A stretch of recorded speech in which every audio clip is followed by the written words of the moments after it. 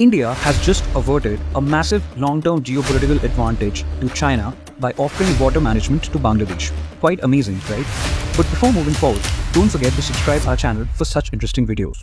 As we all know, water is becoming a more precious asset. With more erratic rainfall due to human-induced changes, we are witnessing more frequent occurrences of floods and droughts. Basically, more severe outcomes on both ends. Accordingly, more serious threats over the coming decades would be related to water sharing from common rivers between countries. First, let's understand the history of water sharing between India and Bangladesh. 54 rivers flow between both these countries, and sharing of river waters has been a key ongoing issue. But why should India share water?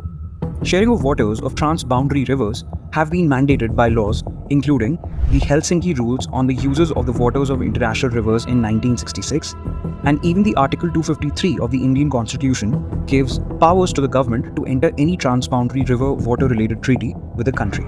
India and Bangladesh agreed on the sharing of waters of the Ganga in 1996 after the construction of the Farakka barrage, and by the 2010s, the issue of sharing of the Teesta came up for negotiation. But what is Teesta River and why is it important?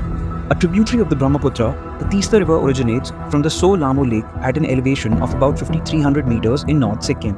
The river travels for about 150 kilometers in Sikkim and 123 kilometers in West Bengal before entering Bangladesh from Mekhliganj in Cooch Behar district of West Bengal. It flows another 140 kilometers in Bangladesh and joins the Brahmaputra. But 83% of the river's catchment area lies in India and the remaining 17% is in Bangladesh, supporting 8.5% of the Bangladesh population and 14% of its crop production. Therefore, Teesta River is clearly much important for Bangladesh. In 2011, during the UPA-II government, India and Bangladesh were close to signing an agreement on the Teesta River. The proposal said that India would get 42.5% and Bangladesh 37.5% of the river water from December to March. But Ms. Mamata Banerjee walked out of the deal, and since then the agreement has been pending. Hamba hamba ramba ramba kamba kamba dumba dumba bumba bumba bamba bamba. But why is it becoming an issue now? There have been two primary challenges. First, the construction of a series of hydropower projects for electric power generation in Sikkim and the Teesta Barrage project at Gazoldoba in West Bengal, which is making the flow of the river erratic in Bangladesh, especially during the December to May time period. Second, since the river is critically important for irrigation and fishing activities, the uncertain flows, along with deforestation in upper catchment areas and the general impact of climate change, have started to impact the food production badly. Therefore, water sharing from Teesta has become central point of friction between the two countries. Despite several years of negotiations, which have been pending since 2011, the inability to reach a water sharing agreement with India compelled Bangladesh to look at alternatives. This included building reservoirs and other crucial infrastructure for managing and conserving the river's water, a project that was expected to cost about $1 billion. And here enters the dragon.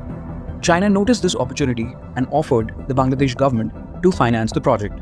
Don't forget that the Teesta Dam, if built by China, will give them unfettered access to the bordering areas of India, especially around the Chicken's Neck. PM Modi's multiple visits to Bhutan and Bangladesh have been important in this regard. India must avoid China's interference into extremely crucial intersection zones of India, Bhutan and Bangladesh. And therefore, the situation, which was a bilateral issue between India and Bangladesh, turned into a geopolitical one, with India-China relations indirectly dictating the project's future.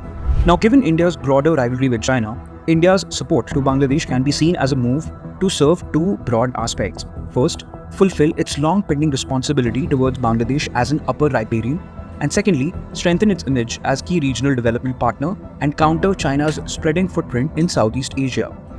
Timing-wise, it was well thought of. India knew of PM Hasina's future visit to China, so they strategically invited PM not once, but twice in June itself. First, during the oath-taking ceremony of PM Modi.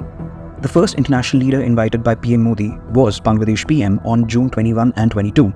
And immediately post the meeting, India negotiated with the delegation and publicly declared of the expedited support on this project. Thus, India has shown interest in assisting Bangladesh Teesta River project as it plans to send a technical team for conducting research, providing technical assistance and facilitating communication.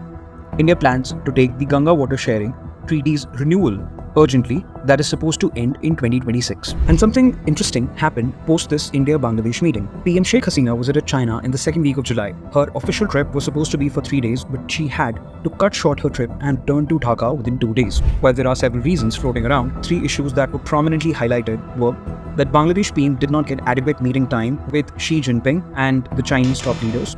Chinese government backtracked on financial support for multiple projects, and the state-run Chinese media almost deserted the coverage of her visit.